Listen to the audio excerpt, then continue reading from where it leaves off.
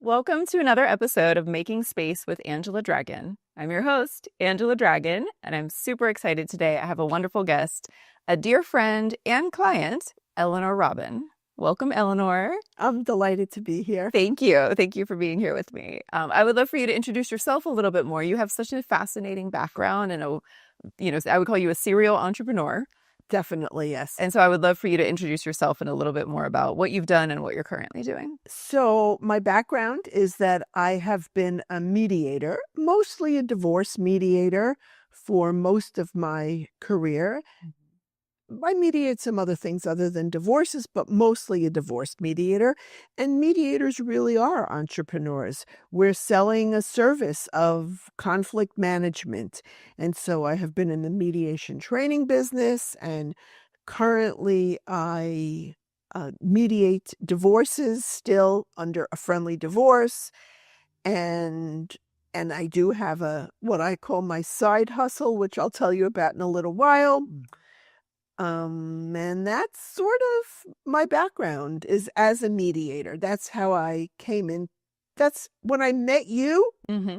That was my day-to-day was as a divorce mediator. Awesome. And I don't remember how long ago I met you or when we did our first class together, but a lot of my life changed as a result of that class. Yes. So of that course, sort of, brings me till today. Yeah, so I'd love to hear more about that. So the class that she's referring to, it was like either 8-week or 10-week long course called Cultivate that was about decluttering and really making space, not just in your home, but in your life. How do you make space for more joy? How do you make space for more connection? How do you make space for whatever it is that you want your life to become? And so you jumped in. It was actually my first online group coaching program, which I will be running more of and creating an online community by the time this comes out, probably.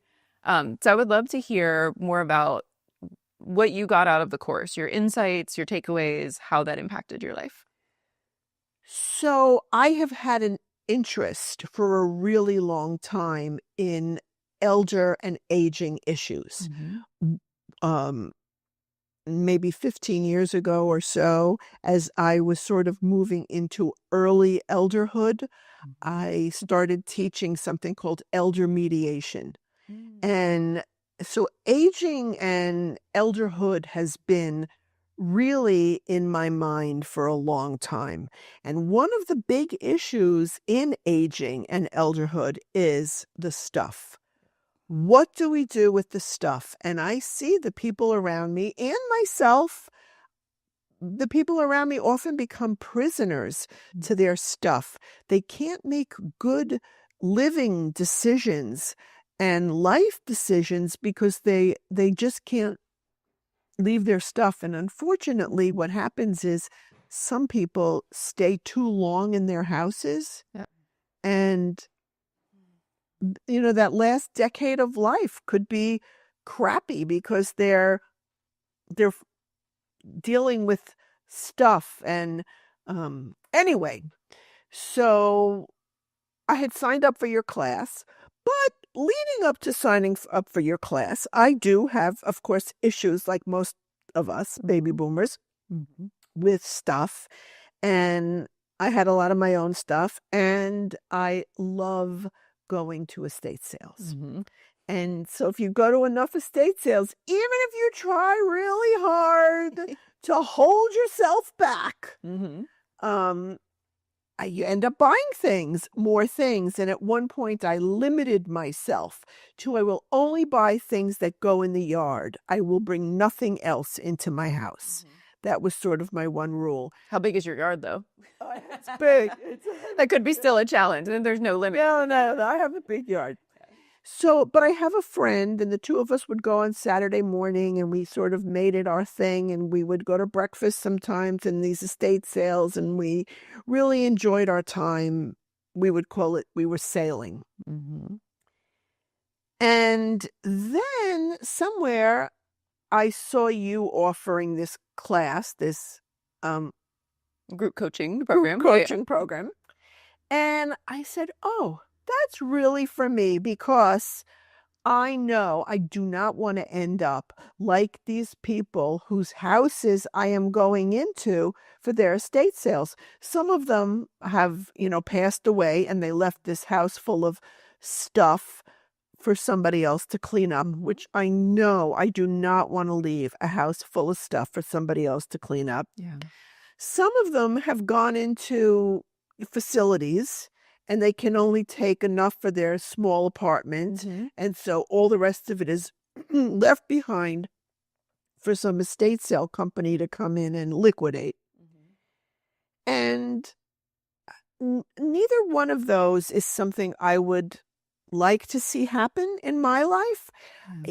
To me, it seems like the best possible option would be manage my stuff to the extent of when I say, oh, either one of us can't drive anymore or whatever reason it's time to move into a more managed environment, we're ready to go. It's not going to take us a year. Sometimes it takes people a year or more Yep.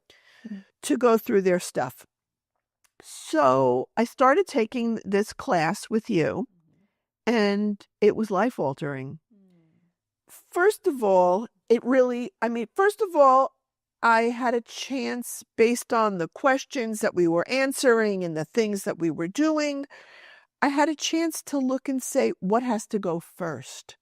And what's going to go that I'm not even going to miss?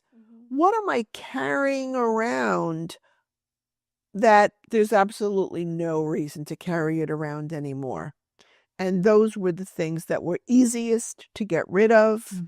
And they went. So, some just went in the garbage because that's where they belonged. Others I was able to give away.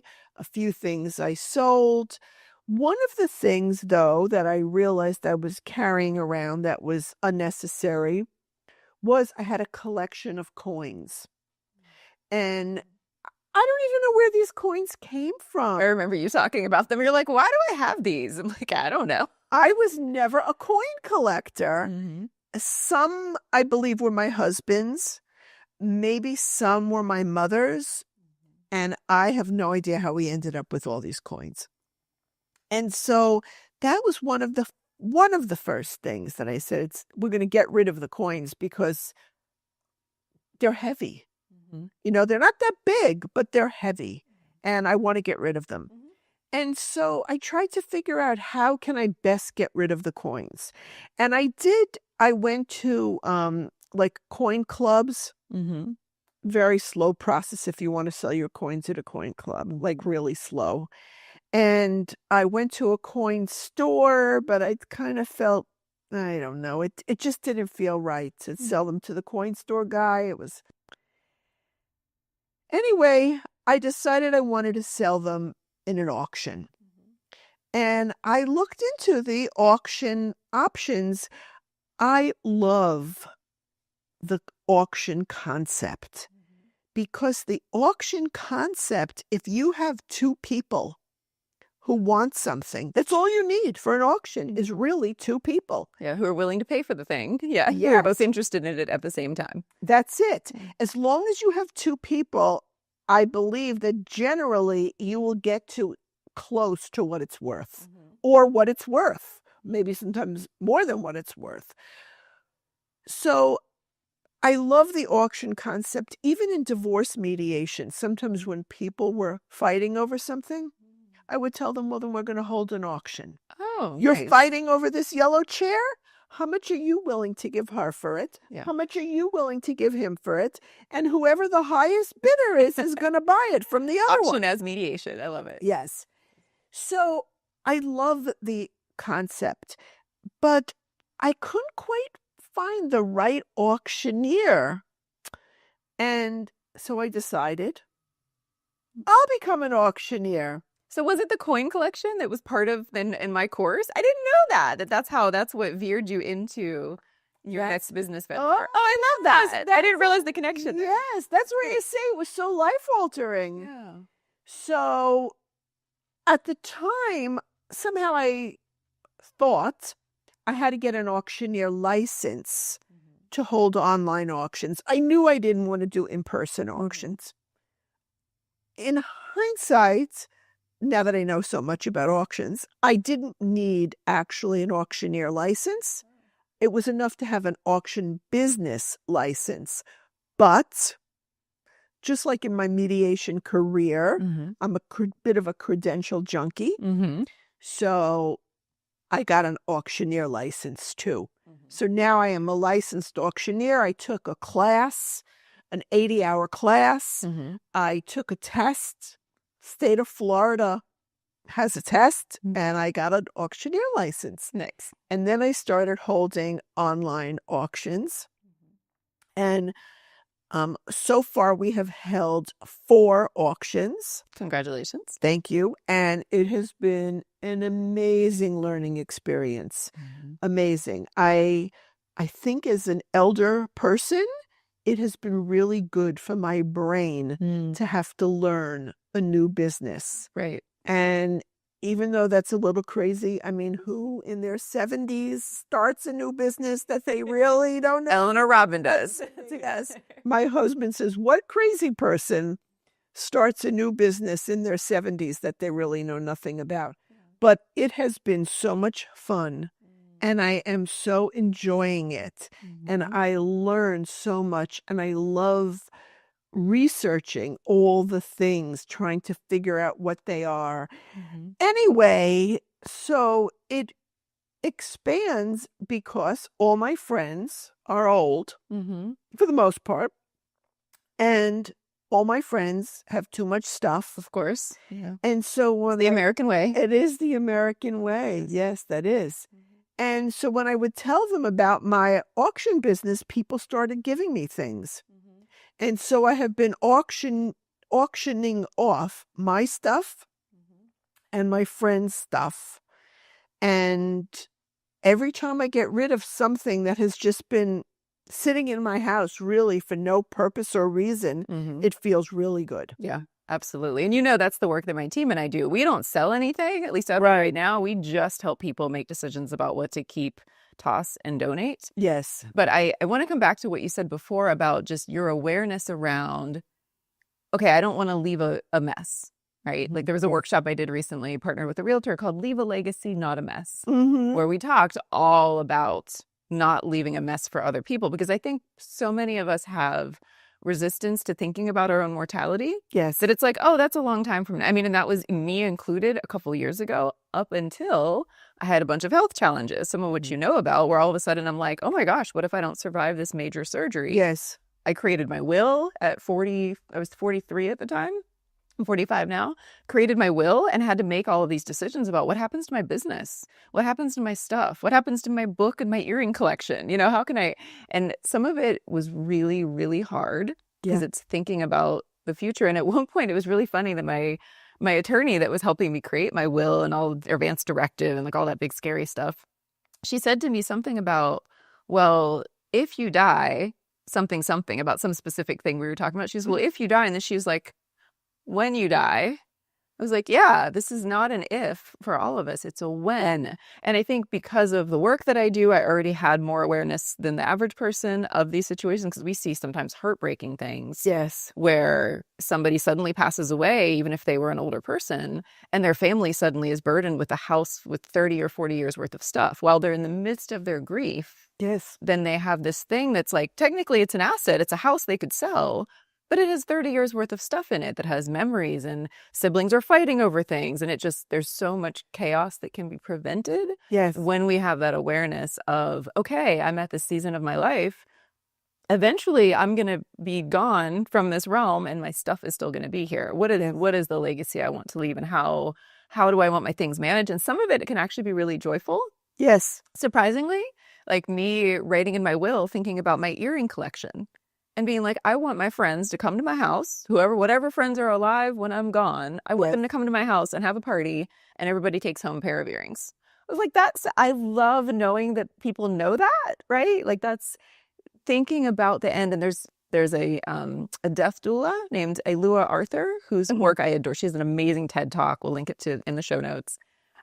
that's talking about how thinking about your death creates more life for you. Like thinking about the end, having that awareness. Yes. And there are even these calendars. I keep thinking I might get one. There's a calendar that you can buy where you plug in your age online and you buy this big wall calendar and it has little circles for every week of your life with your life expectancy. Wow. And at the end of every week, you just fill in the circle. And it's like to have that visual of like, oh my gosh, like at midlife, especially to be like, wow, half my life statistically. And midlife is actually late 20s or late 30s for most people. We all think midlife is like my 45. Technically, midlife based on life expectancy is actually much younger than all of us want to believe and want to think about. Well, but remember, the older we get, the longer life expectancy is. Right. Yes. Right. So it's good for, it's good to think about too. That's a positive reframe of it too. Of like, oh, I already made it to here. I might as well live to be 90. That's it. As long as you're healthy, right? As long as your health span that keeps up with your lifespan, which again is another thing I think we don't talk nearly enough about. I don't want to be alive an extra 10 years if I'm going to be in a hospital bed. Right. Definitely. Or physically can't do things. Like when I can't dance anymore, God, please just take me. Like I don't want to be here. No, you want to be here even if you can't dance because you can always just dance in your chair. Well, yeah, but that's what I mean. But if I like cannot move my body, in a joyful way, in that kind of joyful way, I don't want to. Please take me out. I don't want to be here for that. Yes. So I call it the like a parabolic curve of stuff. It's like when we're in our teens, 20s, whatever. We don't have a lot of stuff. Sometimes we live in a little dorm if we're in college and we don't have hardly anything with us, and we're happy.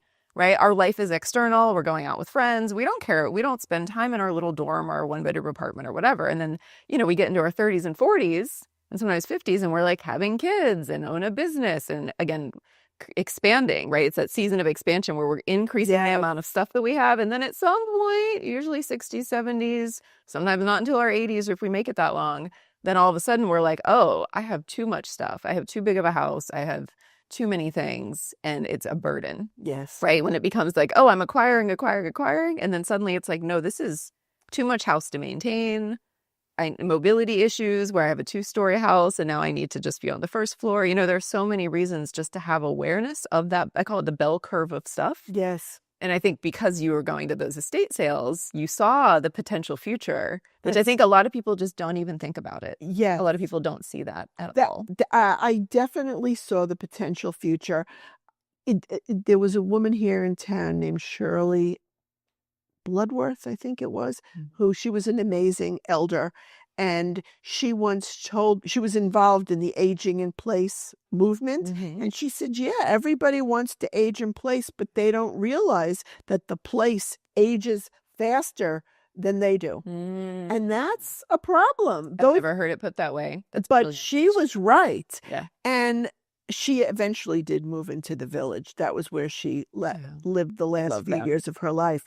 But these estate sale houses that I walk into, clearly not all of them, but many of them, someone has not been able to maintain it. Yeah. And whether they weren't able to maintain it because of financial reasons or just they didn't have the energy to do it. And it's also hard to find people to fix things, to clean things. It's a lot to manage. It's a lot to manage. When you have a house or an apartment, well, a house, you're managing a whole building, And so it's really hard. And I think many people stay in their houses. They don't want to go somewhere else. And I get that. But even I tell my divorcing clients, because there is a lot of overlap between divorce and being old. Sometimes a divorcing client wants to hold on to the house, even though it's a financial disaster for them to do it. And they say to me, no, I want to stay in my home. I want my home. It's attachment to that identity. Yes. Yeah. And wait a minute, wherever you live, you're going to make it a home. It's not a home. It's only a house. It's only a building. We make our own homes wherever we are. Absolutely.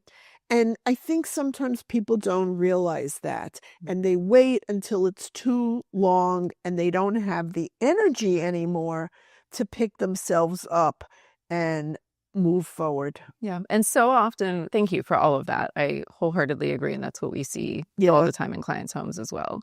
And one thing that I see that has been a really interesting thing that I was not aware of and that I wouldn't have been aware of if I didn't own the business that I do is how often we see the woman after the husband has passed away. Yes. Particularly, I think that generation, because people married people of similar age back then. Now it's all over the place, right? Like I've dated men 10 years older, 10 years younger. You know, I have friends that have 25-year age difference, right? It's very different now, but that generation, people married people the same age typically.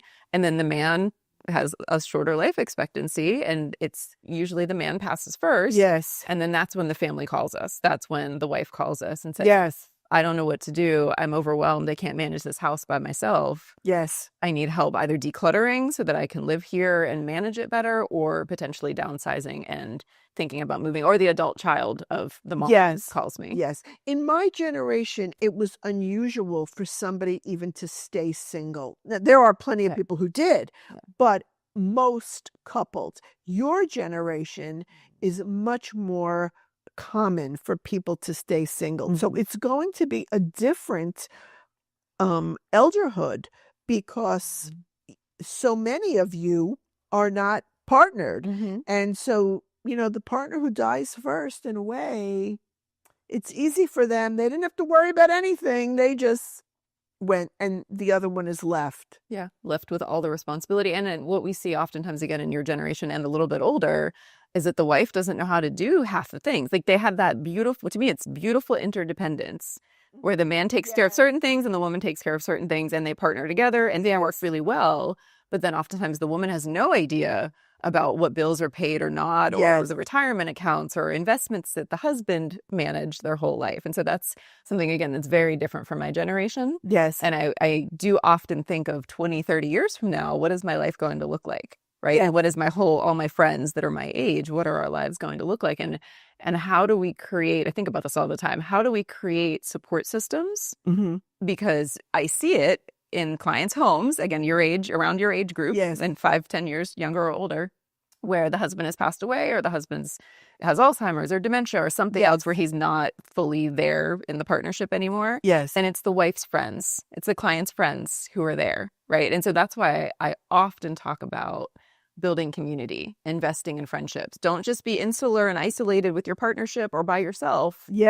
Make sure you have a wide array of community support, because you will continue to need that more and more as you age. More.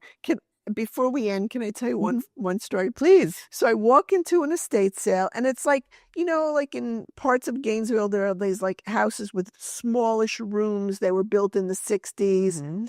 And usually in the master, they don't call it that anymore. What do they call it? The primary bedroom. There's this tiny little bathroom attached to it. Anyway, so I walk in this estate sale, and it's full of people, and I'm walking around looking at the house, and I walk in what would be the primary bedroom, and they must have 250 Santa Clauses. And I think that that's one of the problems we have is duplication. Like, how many Santa Clauses do you need? How many measuring cups do you need? How many sets of dishes do you need? It's like a lot of the American way. Collect. Too much inflow, not enough outflow. So I walk in this bedroom, and I'm like, oh my God, there's 250 Santa Clauses, and I'm looking at all the Santa Clauses, and from behind me, I hear bzzz, bzzz, bzzz. I'm like, what the hell? And I like go around the corner there to where the little bathroom is, and there's a woman about my age standing there with a vibrator in her hand going bzzz, bzzz.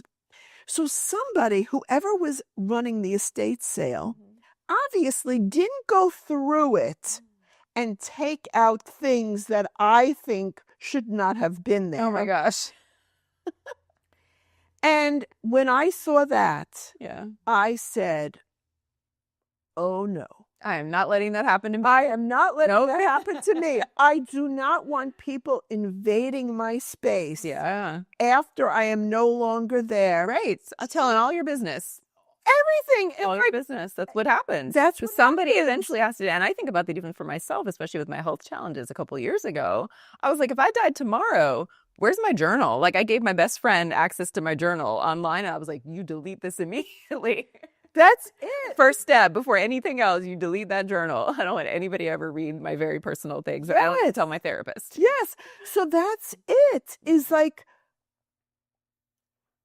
if we leave these things behind, whatever it is, to me, it feels invasive. Yeah, to have a burden to whoever has to deal with it. If it's an overwhelming amount of stuff, which it often is, and it's an invasion of your privacy. So what? And again, leave a legacy, not a mess, right? Like, what is the actual legacy you want to leave in the world?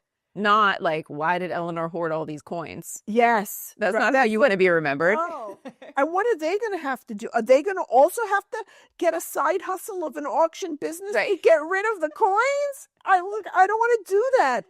And so that's how I ended up in Grandma's online consignment auctions. That's how this happened. Yes. I love it. I love it. What is maybe one thing, and we just have a couple minutes left, what is one thing that you would tell to other people who are around your age to give them some advice? I feel like in storytelling, we've already done that a little bit, but I would love to hear just maybe a couple points of what you could say to somebody else in a similar situation. Well, some of the tips that I learned from you are like, start small. Take out all the pairs of pants, put them on the bed. Don't say, what can I get rid of? Angela has taught me, say, what do I keep? What are the ones that I can't live without? And then the rest of them, we're going to figure out a way to let them go. But that's one thing. I love that you remember that. That's one of my big tips that I tell. It really is. Pick out your keeps first. Get everything out of its usual home. Pick out the things you want to keep first. It's the opposite of what everybody naturally does. Normally, if it's like we're decluttering clothing, if it's somebody doing it without my team, they'll just look in their closet and be like, okay, what do I want to reject? And that never works. It's such a negative experience. We don't like rejecting our things. So to flip that completely upside down, it takes longer, but you take everything out of its usual home, dishes, whatever, clothing, it could be any category. It's take everything out of its usual home and pick what you want to keep. Put that back first. Yes, that was definitely a big takeaway for me. Beautiful. And another one is start small. Sometimes, like when I'm getting the auction ready and I'll see, oh, I don't have enough items. I'm 10 items short of the number of lots that I want to have. I will just walk into a room in my house or open up a drawer, open up a cabinet and say, I'm going to find things in here. Even if the whole house feels overwhelming, start with one drawer. Start with the pants. Start with the shoes. Start with one thing. One category. That is, or a drawer that is workable. Start small so that it doesn't feel overwhelming. And that was a big takeaway for me in the class. Awesome. And I got to witness you in real time. Like the momentum that builds, that it's like it can be so exhilarating and so liberating as we start to let go of things. And I got to actually witness you and some of the other women in the course doing that process of like, oh, like here's a before and after photo of my bedroom. The other women, or my bathroom, and she's like, oh my gosh, this is so exciting. I feel more confident that I can actually do this now. Yes. I think that we can't underestimate that, your body is the first temple of your soul. Your house is the second temple of your soul. And like, from a feng shui perspective, if you're living in chaos and mess, your life is in chaos and mess. It absolutely is a mirror, right? And I'm always hesitant to say that because I want people to not feel ashamed of the state of their home. But to me, it is always some kind of reflection, right? We're internally cluttered in our minds and we're worried and we're stressed out and we're overgiving, which I see so many, this is the same patterns in all of our clients. They're overgiving. They're almost 99% of our clients are women. They're pouring out all of their energy. They're overwhelmed. They're stressed. They're not sleeping well. They're tired, all kinds of like health stuff too that I know about as a functional health coach too.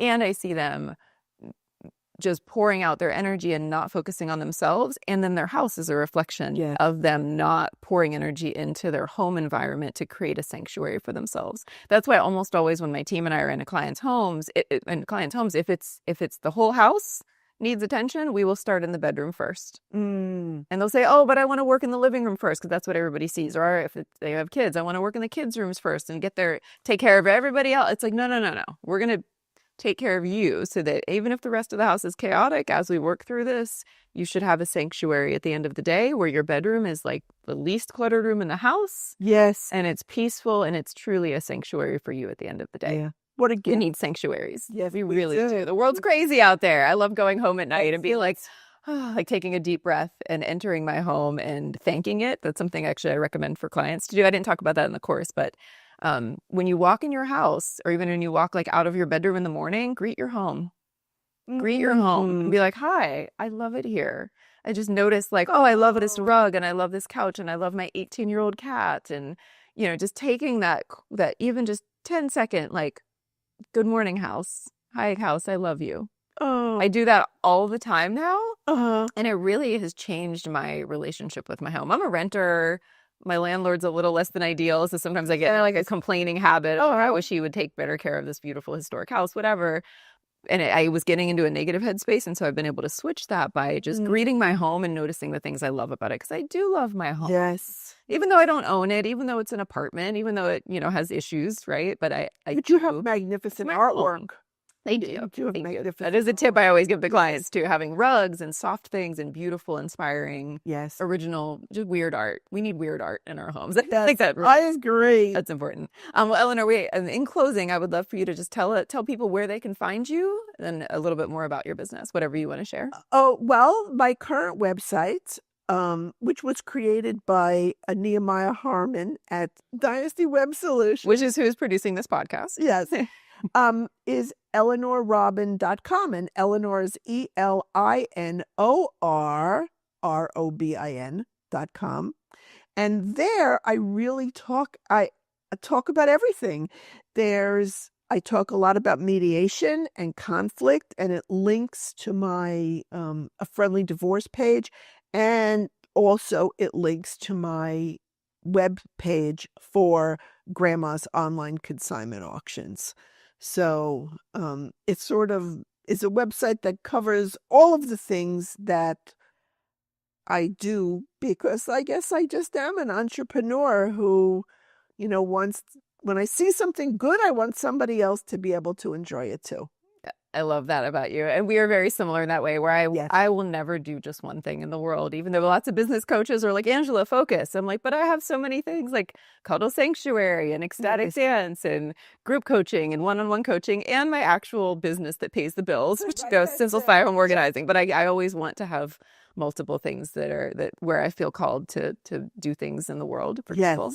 That's it. Well, thank you so much for your time, Eleanor. I really appreciate you being here. It was lovely. I appreciate connect with you you more. Thank you. So stay tuned for another episode, and please comment. Let us know what resonated for you. Let us know what you would like to see more from this podcast.